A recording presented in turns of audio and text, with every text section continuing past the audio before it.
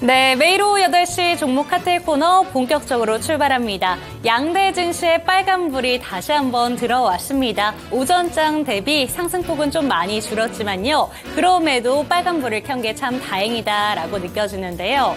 오늘 시장을 한번 돌아본다면 현대 기아차는 호재의 호재들이 더해지고 있습니다. 앞으로 기대감이 계속해서 더해지고 있고요. 여기에다가 간만에 보는 에코프로 형제들의 빨간불도 참 반가웠습니다.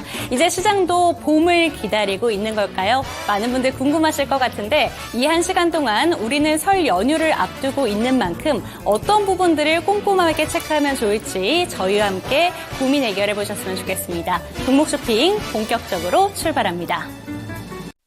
가격 타임세일 종목 핫딜 참여를 원하신다고요? 자, 따라해보세요. 팔로미. 첫 번째 전화 참여 02-2128-8566으로 전화주세요. 종목 상담부터 주식에 관한 모든 궁금증을 도와드릴게요. 두 번째, 핸드폰에서 카메라를 켜주세요. 화면에 보이는 QR코드를 찍어주시면 24시간 메신저 참여가 가능. 세 번째, 유튜브로도 참여하실 수 있어요. 토마토 증권통 검색하시고 실시간 라이브 채팅으로 참여 완료. 이때 구독과 좋아요는 필수겠죠? 매일 저녁 8시 종목 핫딜과 함께하세요. 타임어택 코너는요, 한정된 15분 동안만 진행되고 있습니다. 그 시간 동안에 저는 여러분의 핫한 쇼핑 도와드리고 있는 아나운서 김은지입니다. 참여 방법 먼저 간단히 설명드릴 텐데요. 제 하단에 보이는 이 QR코드 찍고 들어오시면 됩니다. 노란 톡방으로 연결이 되는데 그곳에서 종목 상담과 함께 더 많은 정보까지 드리고 있고요. 전화 상담도 준비되어 있습니다. 02-2128-8566번으로 전화를 주시면 더욱 빠르고 간단하게 전화로도 상담 도와드리겠습니다. 오늘은 박성재 전문가님 모셨습니다. 어서 오세요. 네, 반갑습니다. 네, 안녕하세요. 오늘 정말 지수가 다 잘 가졌죠. 저 PBR 그리고 2차 전지주들 정말 많은 관심 받으면서 지수가 견인됐던 하루였는데 앞으로 또 설이 또 있잖아요. 예. 남은 시간 동안 어떤 부분을 집중해서 보는 게 좋을까요? 예, 지금 우선 시장은 매우 중요한 시점인 것 같습니다. 네. 자금의 성격의 변화에 우리가 좀 주목을 해봐야 되는데요. 오늘 시장을 3가지 포인트로 나눠서 보겠습니다. 첫 번째는요. 일단 외국인과 기관들의 대량 매수가 눈에 띄었습니다. 보면은 이틀 전에 그 기관들의 5천억 규모의 순매도가 있었지만 오늘 이제 그 기관들의 순매도로 떨어진 네. 조정이 나왔었던 종목들이 다시 기관 수급 6천억 규모의 순매수가 들어오면서 상승을 했던 것이 눈에 띄었습니다. 그래서 그동안 이것이 만약에 외국인 기관 수급이 연이어서 들어와 준다라고 가정하에 만약에 외국인 기관이 그동안 단기적으로 네. 매도 물량을 키우면서 과대 낙폭이 나왔었던 종목들은 우리가 좀 잘 관찰을 해봐야 된다. 이 점이 첫 번째 포인트가 되겠고요. 두 번째는 이제 저 PBR주들이 역시나 상승이 두드러졌습니다. 현대차부터 해가지고 자동차 대형주들도 마찬가지고요. 근데 문제가 저 PBR주들이 올라갈 때는 기술주들이 약세를 보이고 있는 그런 모습을 보입니다. 특히 2차 전지는 예외지만 AI 모멘텀을 받고 올라갔었던 반도체주들이라든지 AI 관련 기술주들이 하락을 보이고 있습니다. 지금 이런 시소 게임이 계속해서 진행이 되고 있습니다. 저 PBR이 떨어지면 이 기술주들이 반등이 나오고 기술주들이 떨어지면 저 PBR주들이 반등이 나오는 모습이 나오고 있는데요. 이런 것들에 대해서 이 시소 게임에서 눈치를 매우 잘 봐야 됩니다. 자, 제가 포인트를 하나 드릴게요. 저 PBR주들이 21선 대비 이격도를 높게 키울 때는 단기 차익 실현이 나올 수 있다라는 가정을 하고요.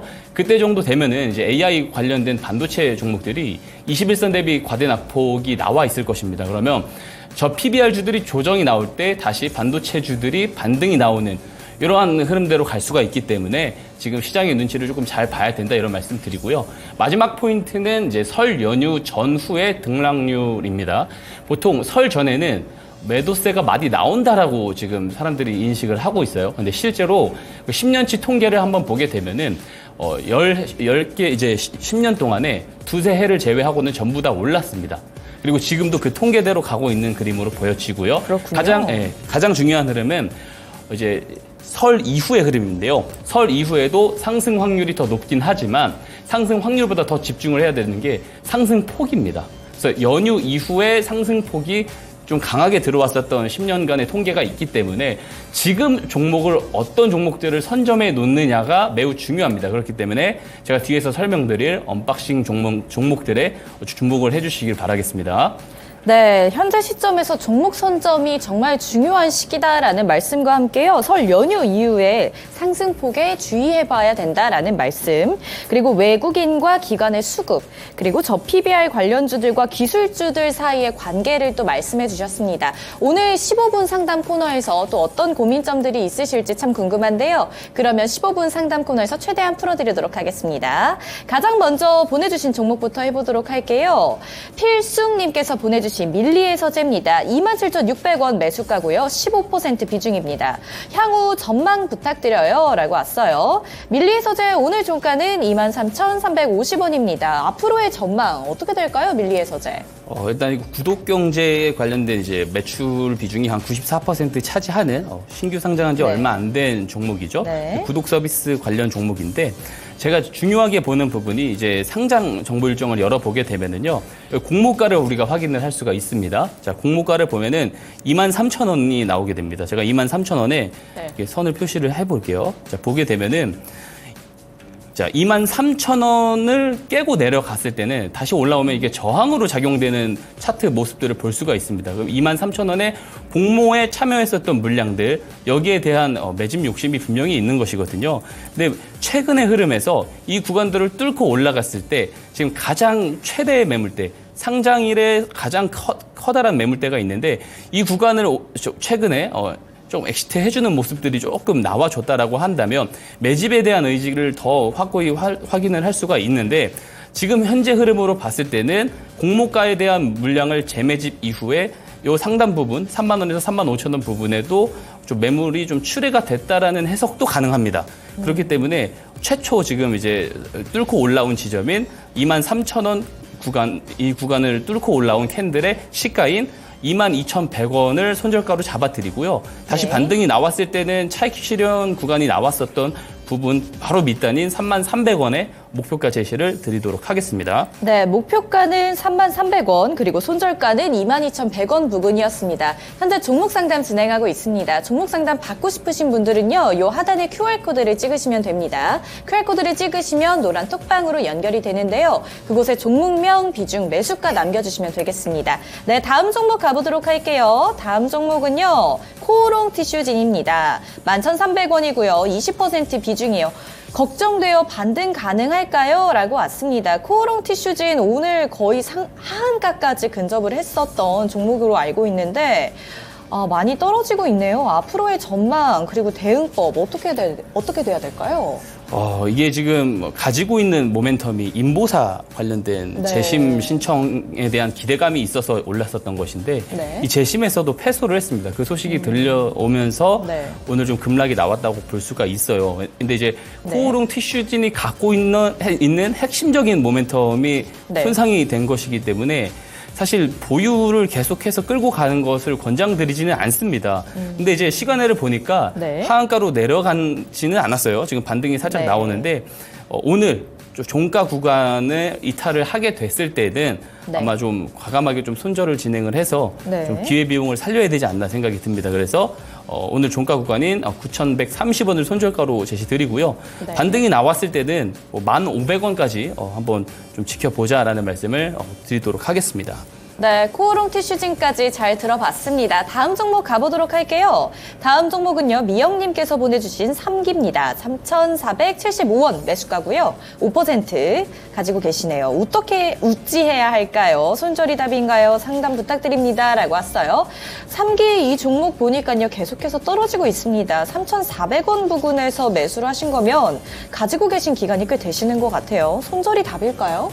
지금 구간이 지금 바닥권을 지지를 해주는 그림은 보여지고 있는데요. 네. 이것이 완전히 바닥이다라고 확답을 할 수 있지는 않습니다. 왜냐하면 네. 형성되어 있는 모멘텀, 그러니까 주가가 추세를 틀어서 올라갈 수 있을 만한 모멘텀이 현재 없는 상황이거든요.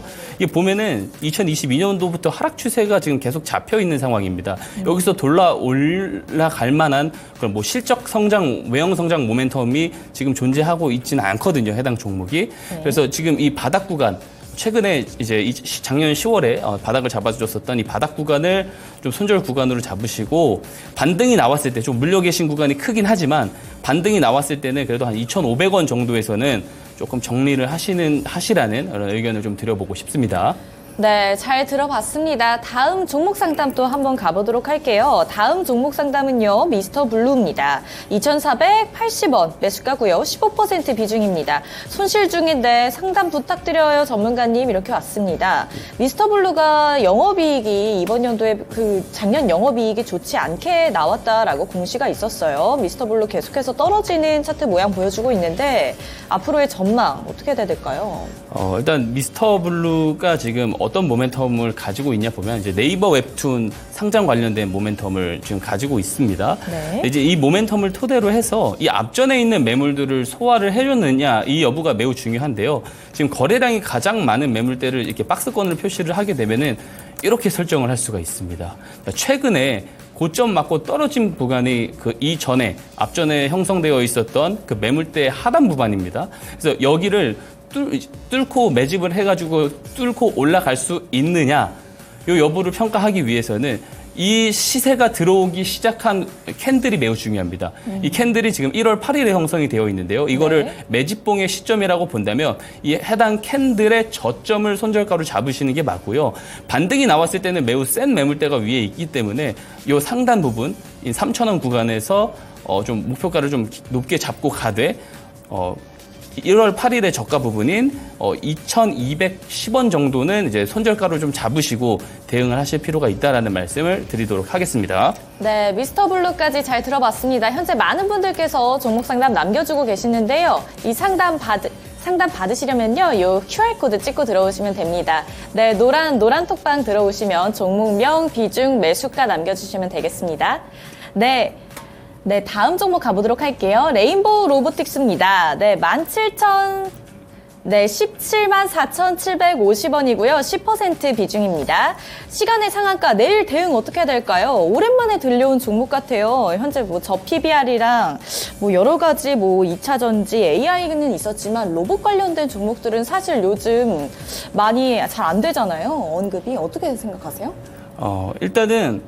일단은 지금 보면은 시간의 상한가입니다. 그래서 이것들이 내일 흐름이 매우 중요할 것 같습니다. 왜냐하면 시간의 상한가 구간들을 이렇게 한번 열어보게 되면 16만 6,500원입니다. 16만 6,500원에서 더 위로 올라가게 되면 지금 매물대 박스권에 좀 맞게 되거든요. 이 캔들에. 그래서 여기를 뚫고 올라갈 수 있느냐 여부가 중요할 것 같습니다.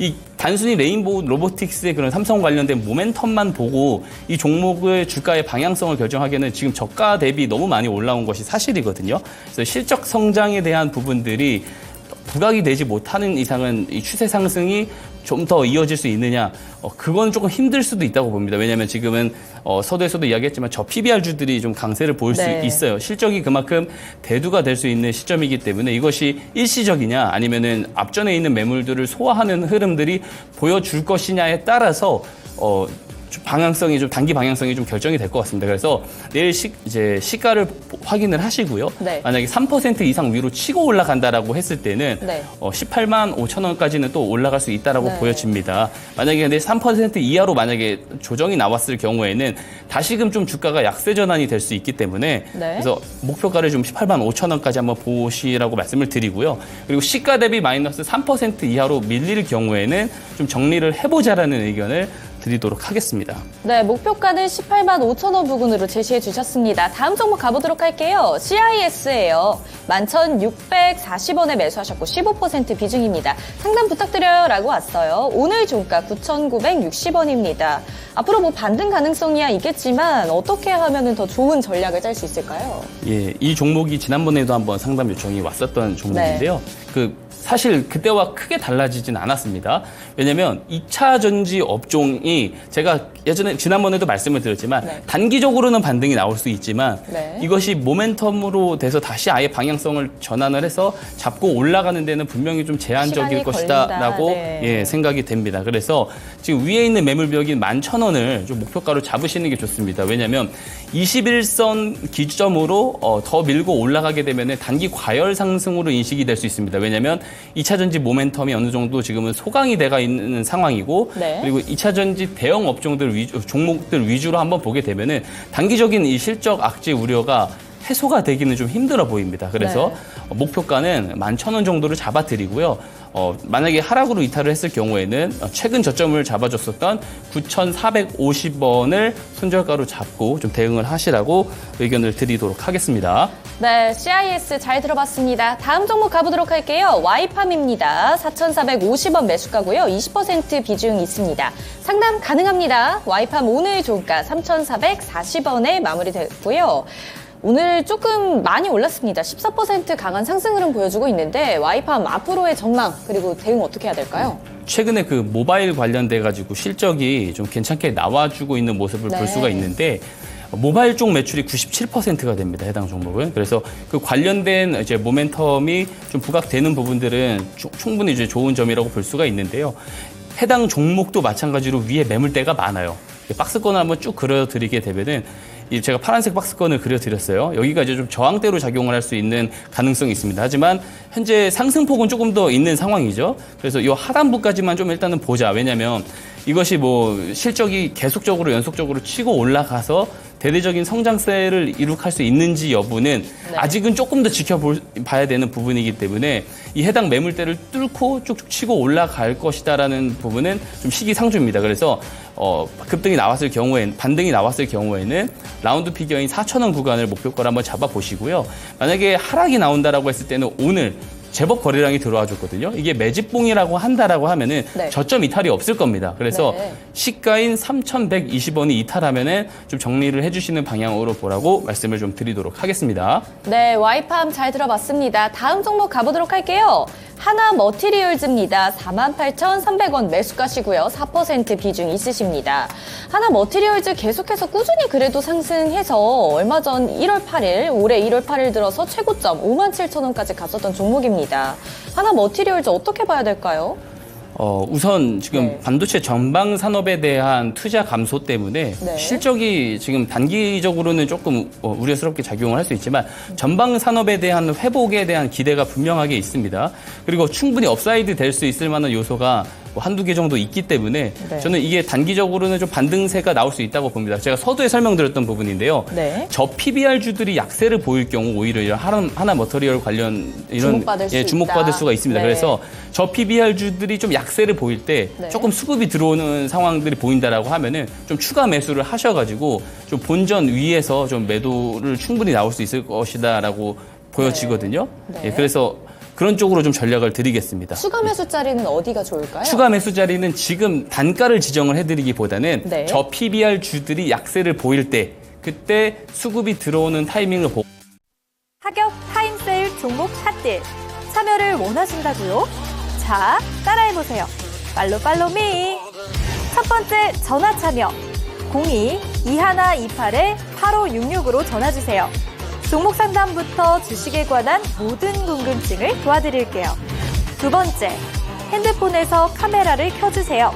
화면에 보이는 QR코드를 찍어주시면 24시간 메신저 참여가 가능. 세 번째, 유튜브로도 참여하실 수 있어요. 토마토 증권통 검색하시고 실시간 라이브 채팅으로 참여 완료. 이때 구독과 좋아요는 필수겠죠?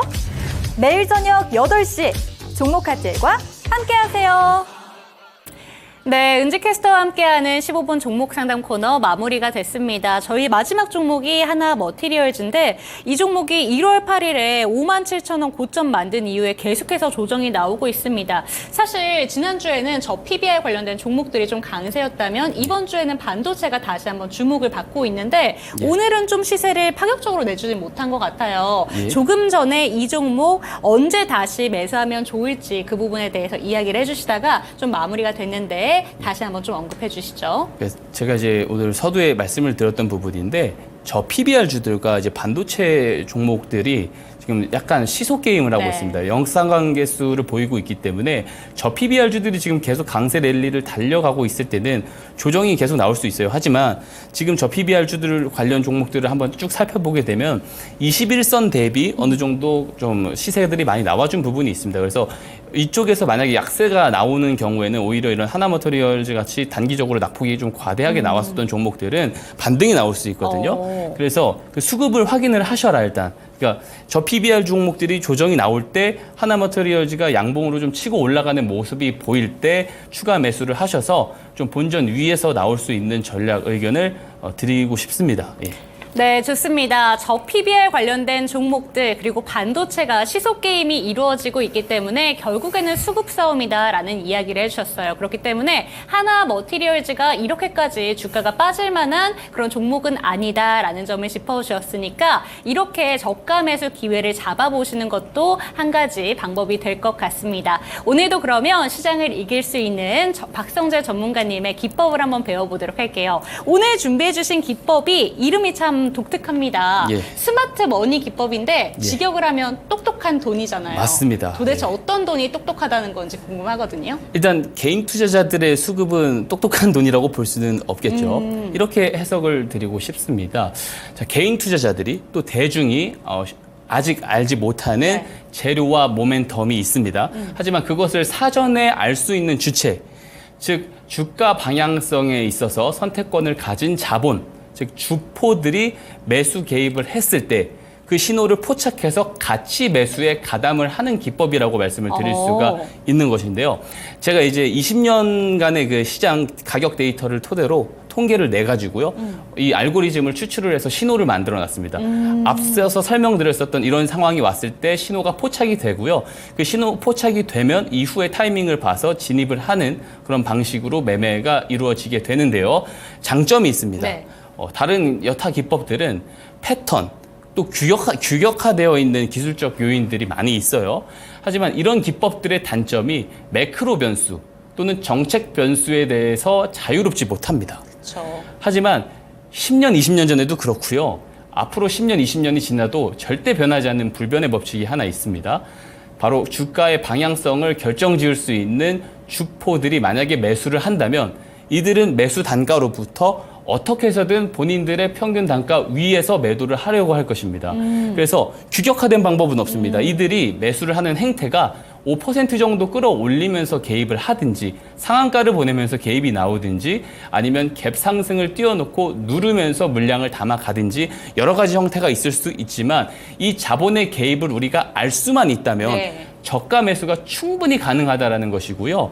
다른 말로 하면은 재료나 뉴스가 뜨기 전에 우리도 같이 선취매를 할 수 있다가 됩니다. 제가 한 가지 조금 사고 실험을 해보고 싶은 게요. 네. 제가 방산 관련된 내용으로 한번 제가 예시가 아닌 가정을 한번 해보겠습니다.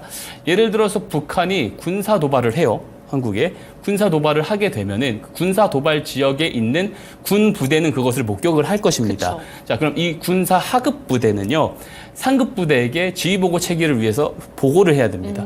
근데 만약에 하급 부대 관계자들이 그리고 군대 대원들이 주식을 하는 사람들이에요. 네. 그러면 상급 부대에 보고를 하기 전에 주식을 살까요? 아니면 사지 않을까요? 사야 되겠죠? 사야 되겠죠. 네. 그런데 살 수도 있지만 안 살 수도 있습니다. 하지만 그쵸. 분명히 살 수도 있습니다. 자, 그러면 다음 사고로 넘어갈게요.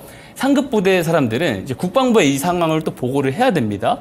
그럼 상급 부대에서 국방부에 보고를 하는데 도발 사태에 대해서 만약에 상급 부대 관계자들이 주식을 하는 사람들이에요.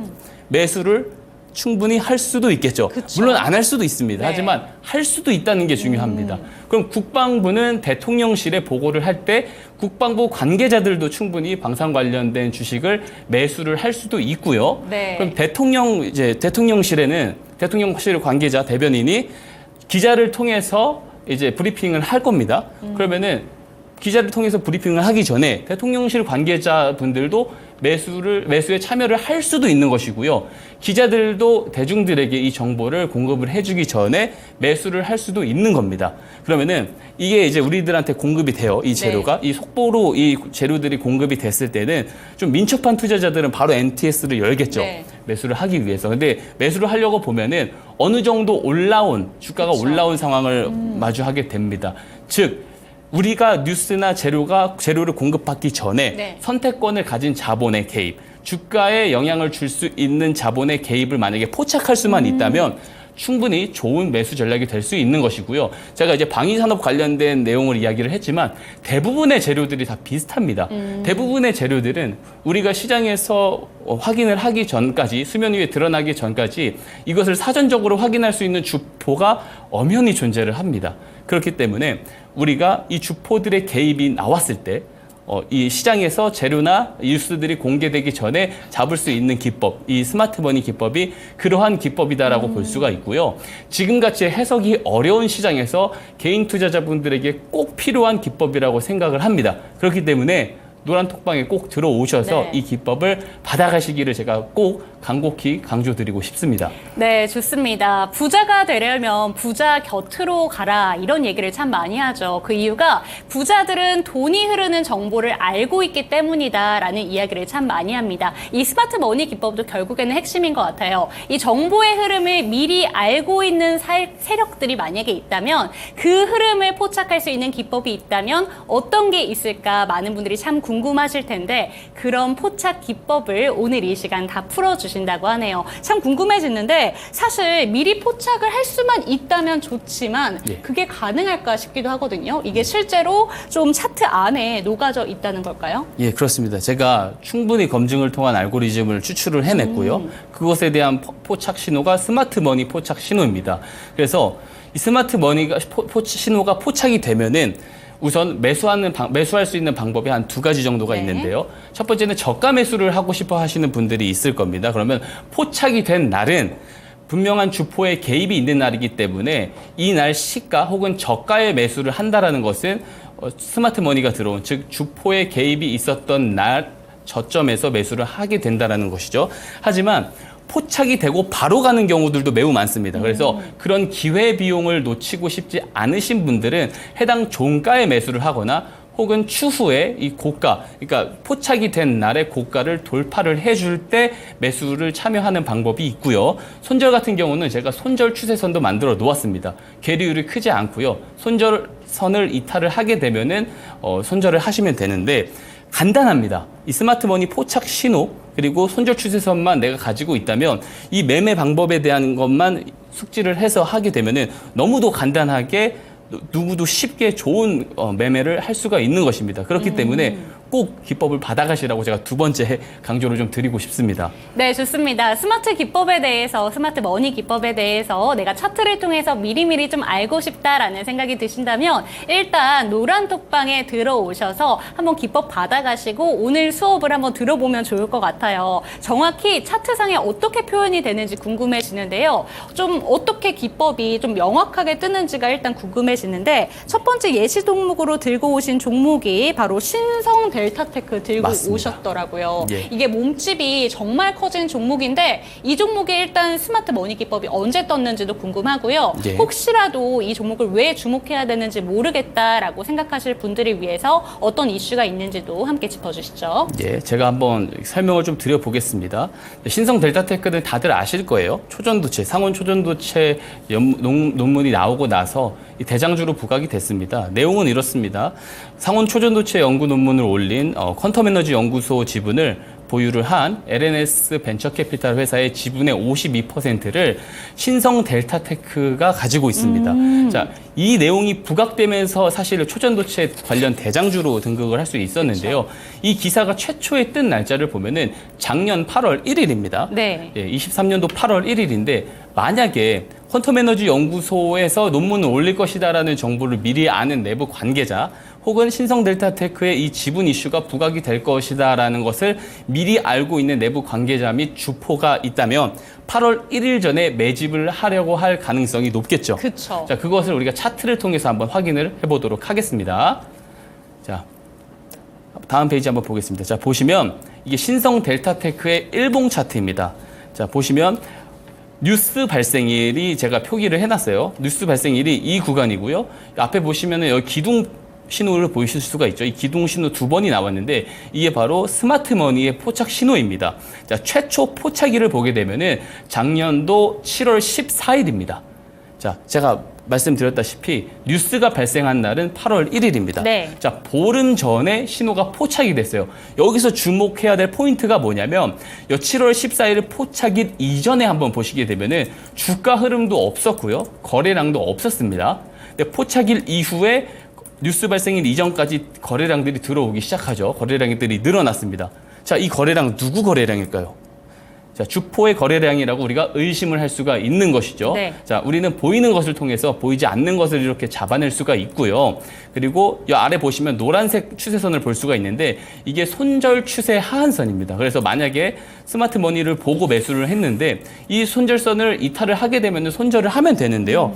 손절 구간에 터치를 하지 않는다라고 했을 때는 명백히 주포의 개입이라고 해석을 할 수 있기 때문에 저점에서 이렇게 매수가 들어온 경우에는 크게 올라가는 상황이 연출이 되게 됩니다. 이후에 이탈 흐름이 보이긴 하지만 이미 매수 첫 번째 신호 포착이 되고 나서 한참 올라온 상황에서 이탈을 하게 된 것이고요. 포착일 이후부터 만약에 지금까지 이것을 보유를 하고 있었다라고 한다면 800%가 넘는 수익 시세를 보고 계신다라고 이렇게 볼 수가 있습니다.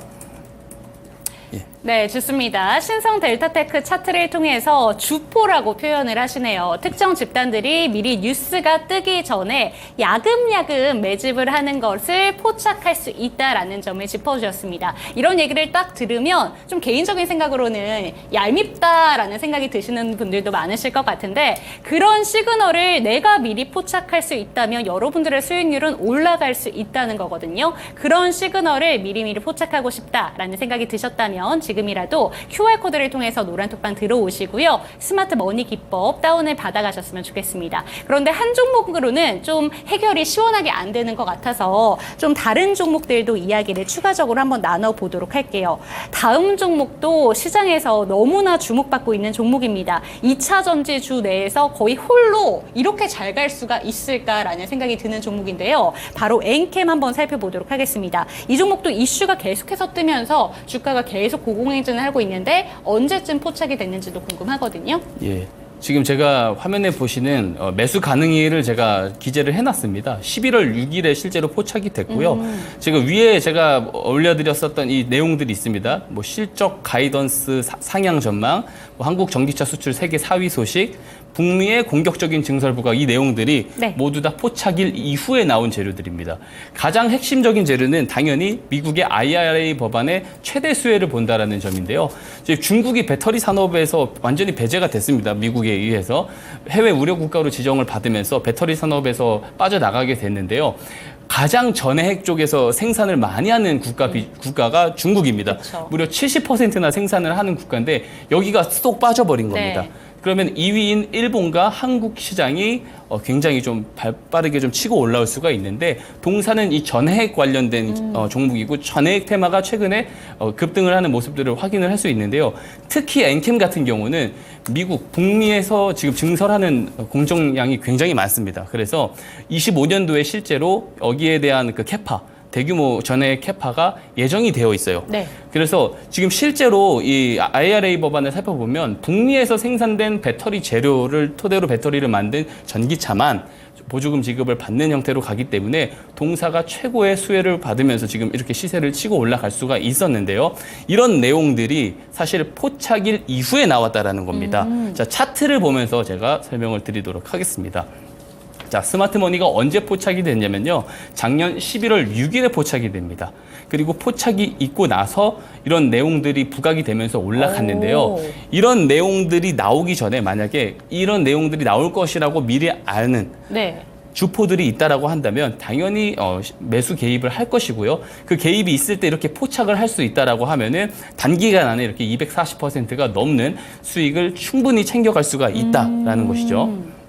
네, 지금 엔캠을 일봉 차트를 통해서 살펴봤는데 사실 이 종목에 대해서는 앞서 전문가님께서 잘 설명을 해주셨지만 전기차 관련된 부분에 대해서는 좀 목표가를 하향 조정하는 종목들도 다수 있는데 엔캠 같은 경우에는 IRA 법안 수혜로 인해서 지속적으로 주가가 고공행진하고 있습니다. 그런데 이 기법이 떴을 때 차트상으로 본다면 거의 저점에서 횡보를 하고 있을 때 기법이 떠줬어요. 그래서 저는 이 기법이 참 신기하다라는 생각도 드는 게 계속 저점 부근에서 지속적으로 움직이고 있을 때 거의 거래량도 포착되고 있지 않는 것 같은데 이 기법이 떴다는 게 참 신기하고 12월 달부터 차곡차곡 시세를 내주면서 폭발적인 시세를 2월 달까지 끌어가고 있는 종목이라는 점 기억을 하셨으면 좋겠습니다. 다음 종목도 차트상 어떤 흐름을 보여주고 있는지가 기대가 되는데 다음 종목도 넘어가서 체크를 해보도록 할게요. 한진칼 살펴보도록 하겠습니다. 한진칼도 지금 보니까 뜬 이후에 수익률이 거의 60% 가까이 육박하고 있더라고요. 이 종목도 좀 차트상 어떤 흐름을 보여주고 있는지 그리고 이슈는 어떤 게 있었는지가 궁금합니다.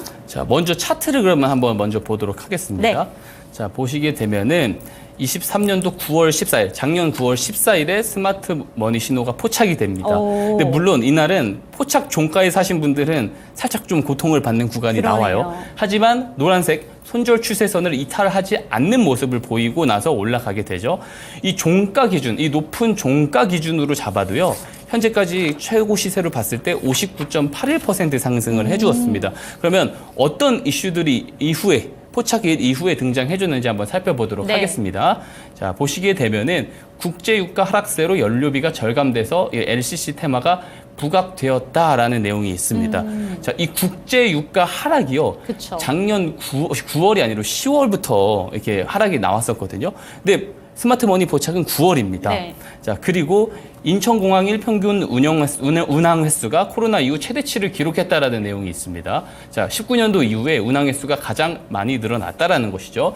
그리고 외국인들이 대량 매수를 하고 있었고 가장 핵심적인 이슈는 한진칼의 MSCI 한국지수 편입 여부였습니다. 이것이 기대감으로 작용을 한 건데 MSCI 한국지수에 편입이 되면 외인 자본들이 들어오기 매우 편한 상황이 됩니다. 그래서 이런 부분들, 이런 모멘텀들이 매수 가능일, 즉 스마트머니 포착일 이후에 나온 재료들입니다. 그래서 이런 내용들을 미리 알고 있는 주포라면 시세 참여를 한다라는 것이고요. 그 시세 참여가 일어났을 때 이 스마트머니 포착기에 다 걸린다라는 말씀을 드립니다. 그래서 만약에 9월 14일에 매수를 했다면 종가에 높게 매수를 했다 네. 하더라도 60% 가까운 수익을 낼 수가 있었던 것이고요. 이게 되게 간단하지 않습니까? 신호가 포착되면 매수를 하면 되고요. 그냥 추세선 이제 손절선을 이탈을 하게 되면 그냥 매도를 하시면 됩니다. 네. 근데 이탈하지 않으면 큰 시세가 단기간 안에도 나올 수 있고 중기 장기간까지도 계속 이어질 수가 있습니다. 이렇게 쉬운 매매를 누구나 쉽게 해서 좋은 매매를 통해서 커다란 수익을 낼 수 있는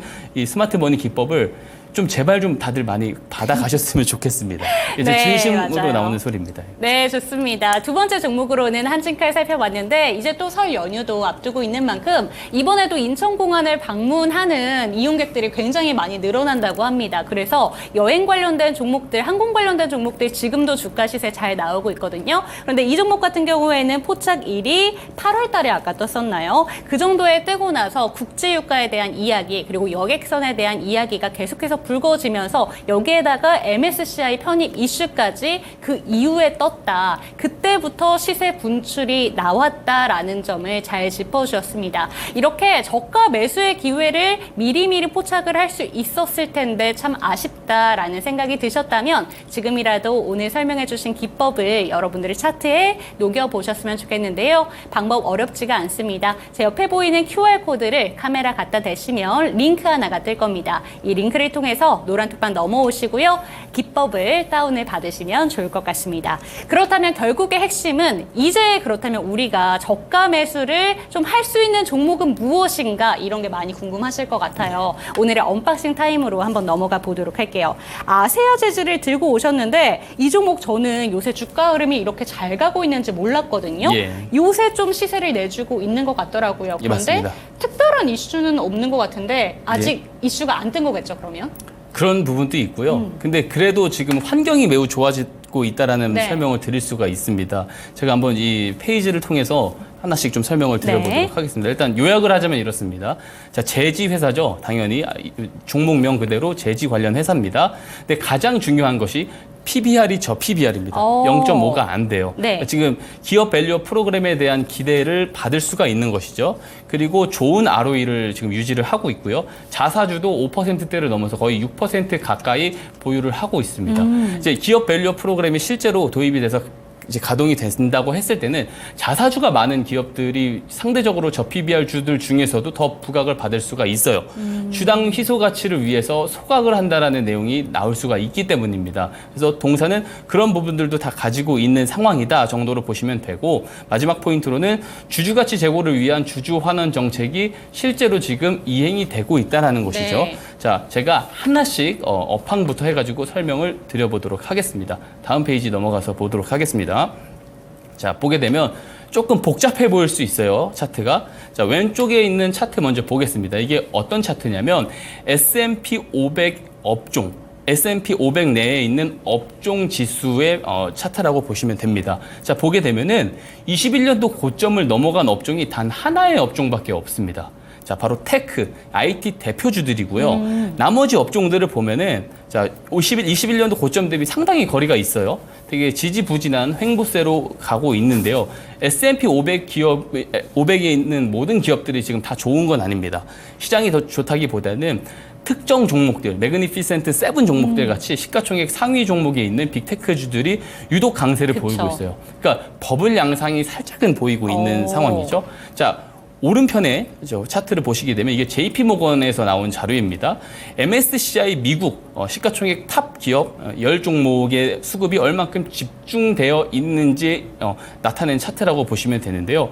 지금 보시면 닷컴 버블 이후와 지금과 그렇게 큰 차이가 없어요. 그러네요. 예, 물론 조금 더 차이가 있긴 있습니다만 지금 이렇게 봤을 때는 AI 모멘텀으로 올라간 이 매그니피센트 7 종목, 그리고 시가총액 탑 10의 이런 빅테크 기업들의 상당히 많은 버블이 만들어지고 있는 상황이다로 해석을 할 수 있습니다.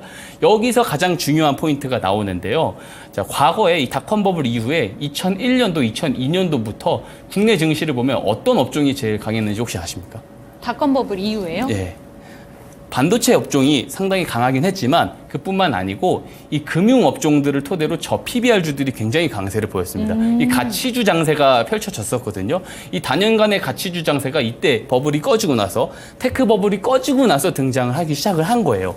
그래서 단연간 뭐 적게는 3배에서 4배, 많게는 7, 8배까지 올라가는 종목들이 대거 나왔습니다. 네. 어디서? 가치주 쪽에서 나왔어요. 그래서 이런 흐름들을 기관들도 분명히 이 역사를 통해서 학습이 되어 있는 상황일 겁니다. 그래서 자금의 성격이 지금 이런 쪽으로 바뀌어가고 있다는 증거를 제가 다음 차트를 통해서 확인을 조금 시켜드리도록 하겠습니다. 자, 보게 되면 이 파란색 곡선 보이시죠?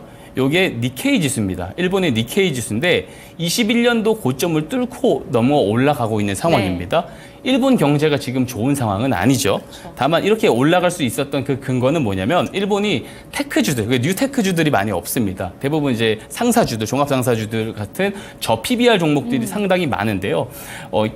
일본 정부에서 일본 기업들에게 너네 성장 방안에 대해서 개선 방침을 공개를 해라. 라고 명을 했어요. 그래서 일본 기업들은 의무 공시를 해야 됩니다. 내가 우리 사업 재편을 어떻게 해서 성장을 이룩할 건지, 자사주 매입은 어떻게 할 건지, 주주 배당은 어떻게 할 건지에 대해서 공시를 해야 돼요. 네. 의무 공시를 해야 되는데 공시를 했는데 이렇게 해서 성장을 하겠다라고 했는데 성적이 안 나와요. 그럼 시장의 신뢰도를 잃게 됩니다. 그쵸. 그래서 어떻게 해서든 책임 의무 공시를 피하기 위해서 일본 기업들은 저 PBR 종목들, 특히 PBR 1배로 올려놓기 위해서 주주 환원 정책을 대규모 정책을 피게 되는 것이죠. 자, 이런 흐름들이 지금 이 정책들이 이런 흐름을 만들어냈다라고 볼 수가 있는데 작년에 이런 인터뷰들을 통해서 이런 것들을 확인할 수가 있었는데 어떤 내용이 있었냐면 실제로 그 월스트리트에 있는 그 여러 이제 자산운용 하우스들이 있잖아요.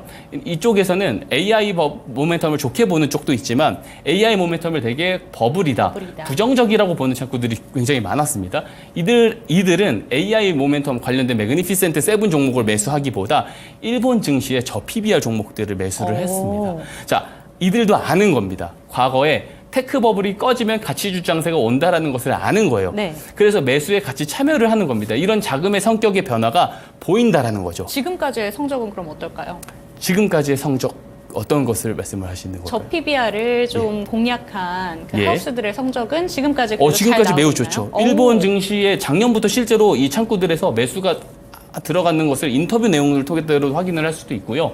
기사들 내용만 봐도 알 수가 있습니다. 그래서 실제로 이 기관들은 과거의 역사가 지금 되풀이되는 과정이다라고 해석을 할 수 있는 거예요. 자, 여기서가 중요한 게 우리 시장입니다. 자, 보시면 이 보라색 곡선들을 확인을 하실 수 있는데 이 보라색이 코스피 지수입니다. 네. 자, 안타깝게도 21년도 고점 대비 한참 못 미친 수준에서 그쵸. 가고 있어요. 근데 코스피 지수의 PBR이요. 평균 PBR이 1배 미만입니다. 가치주들이 많다는 거예요. 근데 우리 시장과 상관계수가 가장 높은 미국 지수, 그러니까 S&P 500은 시장 PBR이 4.5에서 4.7입니다. 제가 확인하기로는 그렇습니다. 굉장히 차이가 있다는 그쵸. 거죠. 근데 만약에 테크 버블이 정말로 꺼지게 된다고 했을 때는 미국 증시가 많이 떨어질 수가 있는데 그러면 한국 지수도 지금 미국 지수와 상관계수가 높기 때문에 더 빠질 수가 있는 겁니다. 근데 이거를 금융당국도 분명히 모니터링을 하고 있을 거예요. 테크 버블이 꺼지면 가치주 장세가 왔던 과거부터 일본 증시를 토대로 정말 자금의 성격이 그렇게 변화하고 있다는 부분들을 같이 모니터링을 하고 있을 것이기 때문에 저는 이번에 기업 밸류 프로그램의 구체적인 안이 나와 봐야 알겠지만 네. 좋은 방향으로 가지 않을까. 그래야지 정부 지지율도 그렇고 금융시장이 활성화가 돼야지 또 이제 분위기가 좋기 때문에 민심도 좋고 이제 그런 부분들을 고려해서 좀 좋은 안이 나오지 않을까라는 기대를 일단은 네. 하고는 있습니다. 자, 제가 여기서 업황 이야기가 너무 길었어요. 저 PBR 관련돼서. 그래서 이제 본격적으로 이 종목에 대한 내용으로 넘어가도록 하겠습니다. 자, 보게 되면은 아세아제지는 자사주 비중이 매우 높죠. 그러네요. 6% 가까이 됩니다. 그리고 매출과 영업이익이 꾸준히 잘 나와요. 어떤 강력한 성장세를 토대로 가는 게 아니고 매출 네. 영업이익이 꾸준히 들어옵니다. 자, 자본 총계가 계속 늘어난다는 의미가 되겠죠. 부채 비율이 줄고 있는 것이 또 하나 특징일 수 있고요. ROE도 좋은 수준에서 유지 중이고 PBR이 0.5 밑이에요. 0.4대로 지금 보이고 있는데 그래서 지금 BPS 그러니까 평균당 이제 장부 가치가 네. 자산당 장부 가치를 보면은 주당 89,000원에 형성이 되어 있습니다. 하지만 동사의 주가는 4만 원대입니다. 네. 만약에 기업들의 밸류업 프로그램이 진짜로 가동이 잘 된다고 했을 8만 때는 원까지는 와요. 충분히 BPS까지는 올라갈 수가 네. 있다라고 보고요. 다음 페이지 보겠습니다. 자, 보면은 실제로 옆에 주주 환원을 지금 적극적으로 하고 있다라는 내용을 이 기사를 통해서도 확인을 네. 할 수 있어요. 150억 원의 자사주 취득을 완료한 한편 200억 원의 규모의 자사주 취득에 새롭게 돌입을 했다. 그러니까 주주 환원을 계속해서 하고 있다라는 것이고요. 자, 옆에 차트를 보시게 되면 아래 주황색이 자본 총계입니다. 자본이 계속 늘어난다는 거는 BPS도 덩달아 올라간다는 거예요. 근데 주주 환원도 하고 기업 밸류업 프로그램까지 같이 가동이 된다고 했을 때는 주가가 계속해서 우상향을 할 수밖에 없을 겁니다. 자, 여기서 포인트입니다. 네. 스마트머니의 포인트가 뭐냐면 2월에 구체적인 안이 나옵니다. 기업 밸류업 프로그램에 대해서. 그쵸. 그럼 그것을 긍정적으로 보는, 긍정적으로 나올 것이다라고 예상을 하는 주포들이라고 하면은 당연히 시세에 참여를 했겠죠. 네. 그래서 일봉 차트를 통해서 한번 확인을 해보도록 하겠습니다. 자, 일봉 차트를 보면 1월 29일에 스마트머니가 포착이 됐습니다. 그리고 이후에 거래량이 늘어나는 매집 흐름을 보이고 있는데요. 아직 얼마 많이 못 올라갔습니다. 그래서 충분히 가격적으로 매력이 있고 우리가 알지 못하는 재료가 있을 수도 있습니다. 네. 어떤 재료가 나올 것이다라고 제가 예측을 해볼 수는 없지만 굳이 추측을 한번 해보자면 2월에 기업 밸류업 프로그램의 구체적인 안이 되지 않을까라는 생각을 하고 있습니다.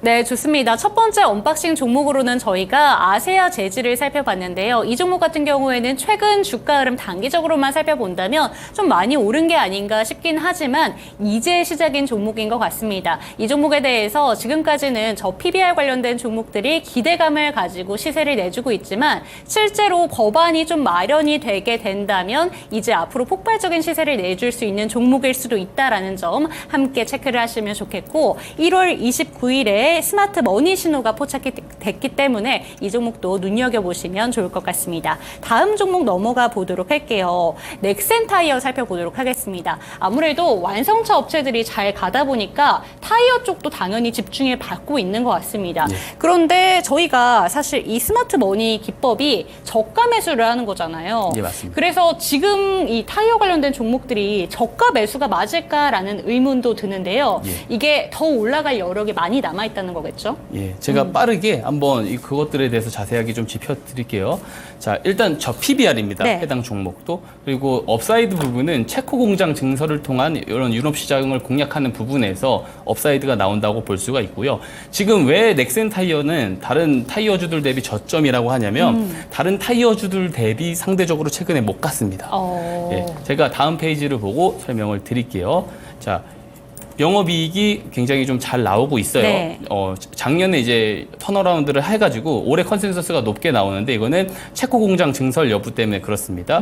ROE 좋고 PBR 낮습니다. 자, 다음 페이지 한번 보도록 하겠습니다. 자, 보게 되면은 이게 비교를 한 차트예요. 넥센 타이어가 파란색이고요. 금호 타이어가 노란색, 한국 네. 타이어가 녹색입니다. 자, 넥센 타이어는 최근 6개월 동안에 8, 9%밖에 상승을 못한 반면 금호 타이어는 40%대고 그러네요. 한국 타이어는 27%대입니다. 네. 자, 상대적으로 차이가 있어서 가격 메리트가 있다라는 것이고요. 다음 페이지 한번 보시게 되면은 지금 최근에 타이어 원재료 가격이 좀 떨어지면서 마진에 대한 네. 부분들이 부각이 되고 있고 해상 운임에 대한 부분도 같이 부각이 되고 있습니다. 자, 다음 페이지를 한번 또 볼게요. 자, 보게 되면 동사는 타이어 쪽, 그러니까 해외 시장에 대해서 매출 비중이 높습니다. 특히 유럽이 37%로 가장 높습니다. 네. 그리고 유럽에 대한 시장을 공략하는데 체코 공장 2단계 증설 물량이 나오게 됩니다. 여기에 이제 가이던스가 올라갈 수 있는 수단이다라고 볼 수가 있고요. 빠르게 일봉 차트도 보도록 하겠습니다. 자, 스마트 머니 신호는 1월 26일에 포착됐습니다. 자, 다른 타이어 3사들 대비 많이 못 오른 점. 네. 그리고 스마트 머니가 포착이 된 점, 그리고 기업 밸류 프로그램도 앞두고 있다는 점, 이 모든 점이 되게 복합적으로 봤을 때 되게 좋은 재료가 나올 것 같아요. 그래서 스마트 머니가 포착이 됐고 그 이후에 매진 물량이 들어오고 있기 때문에 충분히 매력도가 높은 종목이다라고 말씀을 드릴 수가 있을 것 같습니다. 네, 좋습니다. 다음 종목으로는 넥센 타이어 살펴봤는데 넥센 타이어 종목들은 이미 많이 가지 않았나라는 생각이 들었는데 같은 업황을 하고 있는 종목들을 비교를 해봤을 때 주가가 반 정도밖에 오르지 못했습니다. 여기에다가 역시나 저 PBR 관련된 종목이기 때문에 이 종목도 주가가 오를 수 있는 여력이 충분히 남아있다 이렇게 설명해 주셨으니까 한번 관심을 가져보시면 좋을 것 같아요. 두 가지 종목의 매수 전략에 대해서 화면으로 만나보시죠.